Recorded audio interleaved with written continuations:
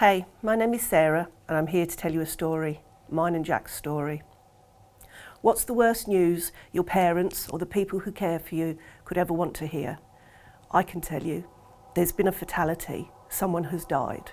So I got a call one early morning asking me to come home. I didn't understand what was going on. I thought Jack was in trouble or had maybe been in a fight or had been arrested. What I didn't know at the time was the police have to be really careful when finding out who has died. So they asked for a recent photograph and questions like, did he have a tattoo or wear a bracelet? Little did I know at the time that they were trying to identify my son, the person that had died.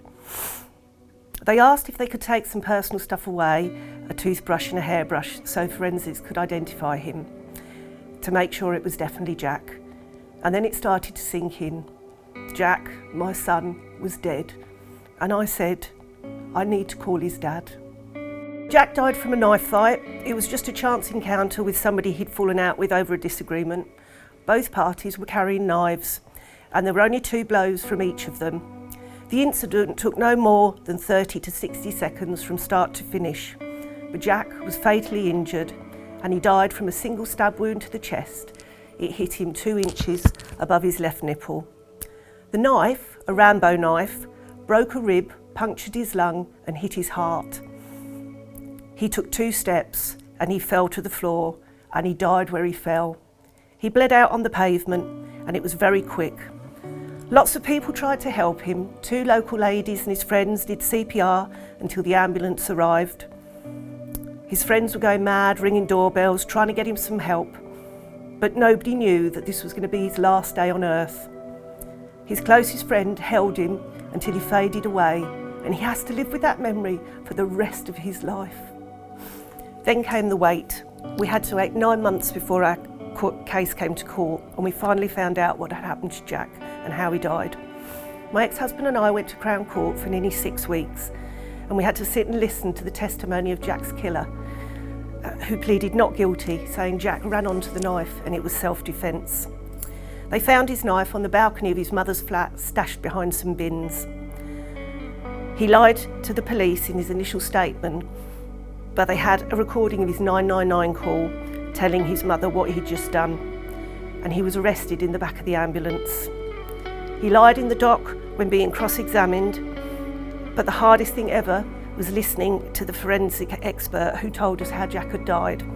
And my ex-husband put his head in his hands and he cried. I asked him later why he cried, and he said, that boy killed our baby, our son. Jack's killer was found guilty on 2 counts, one of murder and one of carrying a bladed weapon. He got 18 years in prison before parole. He was my son, my only child, and we lived together throughout his short life. He was funny, kind, cheeky, a grotty teenager who thought I was the most uncool mum ever, and I dared not to say hello or speak to his friends. But being his mum was my job, and I miss him so much. I want you to try and remember that it's easy to follow the crowd and so much harder to go on a different path to your friends. But please remember about the people who love you and how they would feel if anything happened to you. Don't put your loved ones in that position. I don't know how I'm going to live the rest of my life without my son. All I can tell you is that carrying a knife doesn't protect you. Knives kill you and nothing comes back from death. It only takes a moment to die. You have your whole lives in front of you. Live it in whatever way you choose. Work hard and try and stay out of trouble. Jack never liked school. He wasn't academic, but he had strengths and talents in other ways. He was good with his hands, a fixer of stuff in our home. Jack died on a housing estate. He fell into the road, and there's a brick wall there. We just call it the wall. And they've all written on it, and they always put flowers there. Sometimes they take a little bottle down there, or they go and have a drink down there. But every month on the 7th, there's somebody down there. I think they think they're protecting themselves, but they're not protecting themselves because knives kill you. Like I've just said, you know, you can inflict a wound. Jack inflicted a wound. Cameron had to go to hospital because of the wound Jack inflicted. As a mother, I'm deeply ashamed of that because I never knew my son carried a knife. I just genuinely didn't. I did everything the school asked me to do in terms of trying to raise awareness, and I always knew where my knives in the kitchen were, but I never knew my son carried a knife.